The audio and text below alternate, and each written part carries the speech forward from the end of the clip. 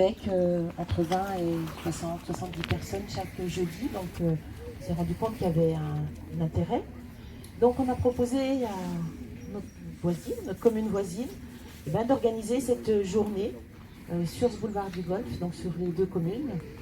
Et donc l'idée c'est de rendre ce boulevard au déplacement doux. Et il y a du succès, on voit qu'il y a du monde. Moi ce qui m'interpelle, c'est qu'il n'y a pas de bruit. Et je trouve que c'est quelque chose qui est assez extraordinaire de se réapproprier comme ça les lieux. Et on disait qu'on était jusqu'au bout. Traverser le golfe comme ça, c'est aussi une chose d'assez splendide. Donc voilà l'origine de cet événement. Aujourd'hui, il est là, cet événement. Après, on va voir ce qu'on va en faire. On va l'analyser.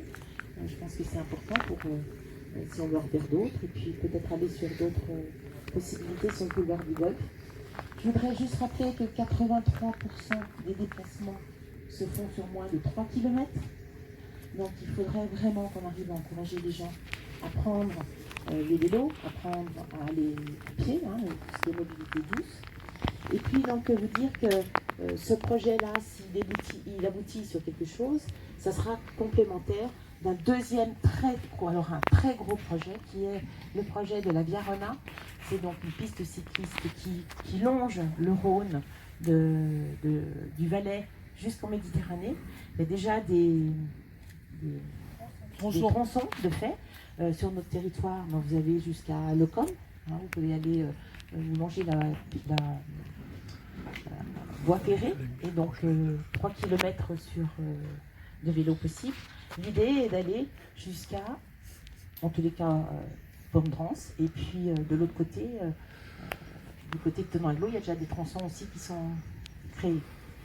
Et donc cette Via Rona, alors la difficulté de cette Via Rona, c'est qu'on est sur un montant quand même assez élevé, puisque nous sommes sur 1 million de kilomètres, puisque nous avons des endroits un peu compliqués à traverser, notamment la traversée de Meillerie, où il va falloir mettre des encorbellements, donc automatiquement tout de suite plus cher que quand on est sur du plat. Voilà. Donc je voulais vraiment vous remercier, je voudrais remercier les services de la ville d'Évian, M. Barbarou, M. Vaux à l'origine de ce beau projet, les services de M. Ray, les services de, bien sûr, le DGS, les services Parc et Jardin, Isabelle qui est là-bas, et puis notre police municipale qui est là-bas, mais en tous les cas aussi merci à la police municipale, et puis merci au service et puis le service com qui a fait un énorme travail, et puis merci aussi au service de publier. Je crois qu'ils ont pu travailler ensemble et c'était aussi quelque chose d'intéressant, et on montre qu'on arrive à travailler ensemble. Voilà, merci. Merci. Merci Josiane. La mobilité, c'est vraiment la préoccupation majeure du Chablais. Et il faut vraiment qu'on la traite dans toutes ses composantes. Et évidemment que la mobilité douce en est une. Elle en sera une de plus en plus. Je pense que l'État nous y incitera aussi de plus en plus. Donc il faut qu'on prenne, alors sans jeu de mots, il faut qu'on prenne le train en marche. Mais on a vraiment quelque chose à faire, c'est clair. Il y a le projet de Via Rona qui nous dépasse, puisque ça va de la Suisse jusqu'à la Méditerranée. Donc évidemment qu'on ne peut pas concevoir qu'il y ait des trous dans la raquette.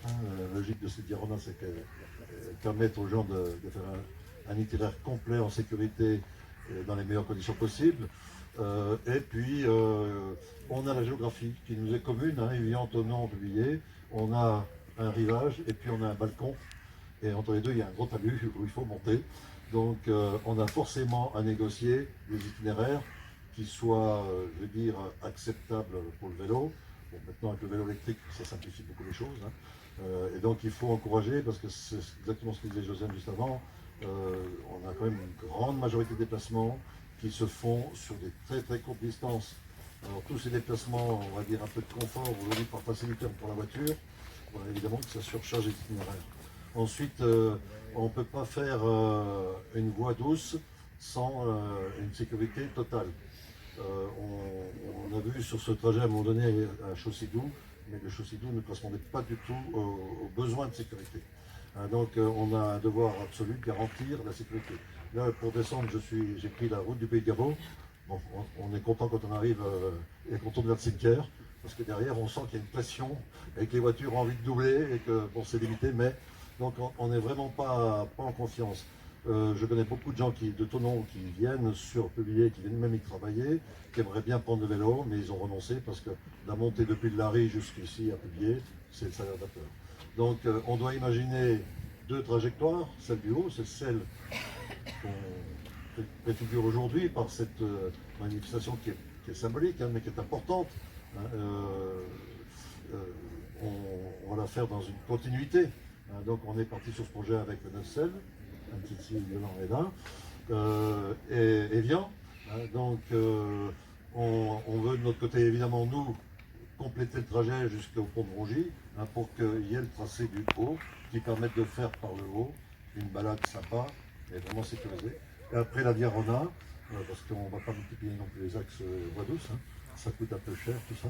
Donc la Via Rona sera évidemment l'axe du bas. Bon, on est encore un petit peu en... on n'est pas encore complètement d'accord. Hein, il y a encore des ajustements à faire, mais sur le principe, bien sûr qu'on ne peut qu'adhérer à la Via Rona. Maintenant, il faut juste délimiter les tracés en fonction des projets, hein, de chaque commune. Hein, et on est aujourd'hui en réflexion sur la charte du SCOT. Donc la mobilité doit être vraiment au cœur de cette réflexion. Il faut vraiment qu'elle soit globale. C'est une mobilité routière, forcément, même si on veut la limiter. C'est une mobilité douce, bien entendu. C'est une mobilité ferroviaire. C'est une mobilité lacustre, avec les interconnexions. Tout ça, ça demande de la réflexion, puis ça demande de la coordination. Donc, même s'il nous arrive de ne pas toujours être d'accord, si j'en crois ce qui se dit dans la presse, il y a quand même des fondamentaux sur lesquels on est complètement d'accord. Hein, c'est la cohérence d'un territoire. Hein, on est tous comptables des deniers publics, donc c'est essayer de trouver le meilleur rapport qualité-prix. Hein, et j'espère que nos enfants et nos petits-enfants, en tout cas, nous dirons plus tard merci. Merci d'avoir imaginé ces nouvelles voies. En tout cas, aujourd'hui, c'est une première démonstration, on va dire, un peu plus psychologique.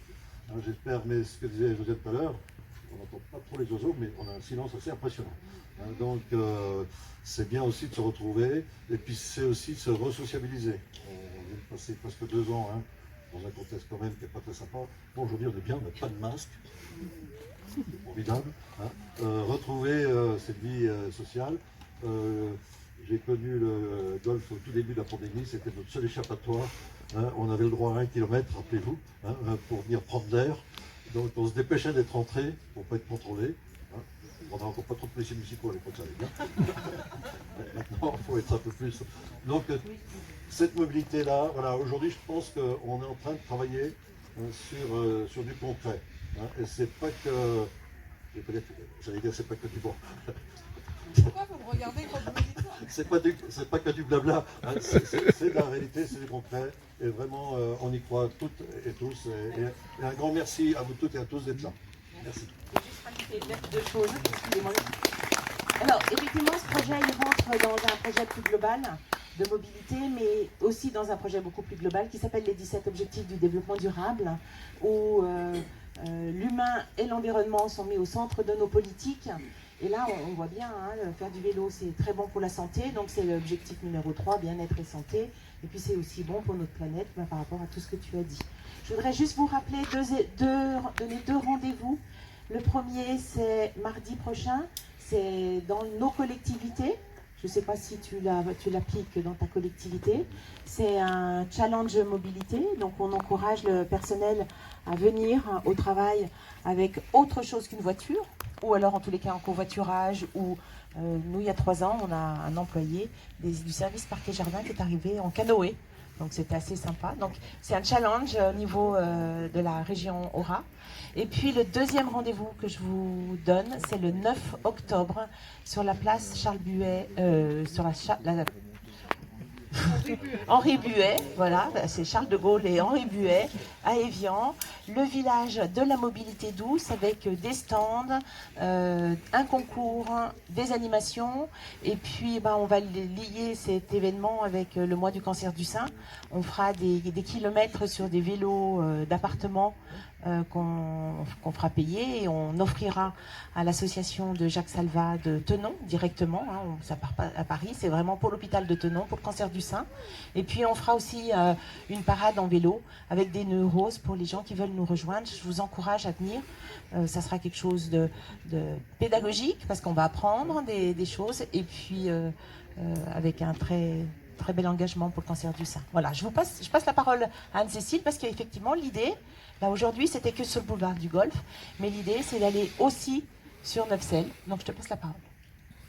Merci. En tout cas, merci à tous les deux et à vos services pour effectivement cette expérience fort sympathique. Effectivement, cet été ont été organisées des déambulations entre Évian et Neufchâtel qui ont pris de l'ampleur à chaque jeudi avec des gens plus ou moins experts en vélo et fortement bien accompagnés par Évian Vélo par exemple et aussi par la police municipale et évidemment par en chef de ligne Rodolphe. Donc un grand merci. On a vu que effectivement ça sensibilisait les personnes parce que finalement on est certainement nous tous ici présents convaincus de la nécessité de changer de mobilité, de la faire évoluer. Ça ne passera pas sans un vrai changement des mentalités, une véritable vraiment habitude au quotidien. Donc moi ce que je vous propose effectivement c'est de plutôt que de nous contaminer négativement avec ce qu'on sait, c'est de passer à la contamination positive par la mobilité douce. Entretenons cette idée vraiment de changer nos habitudes.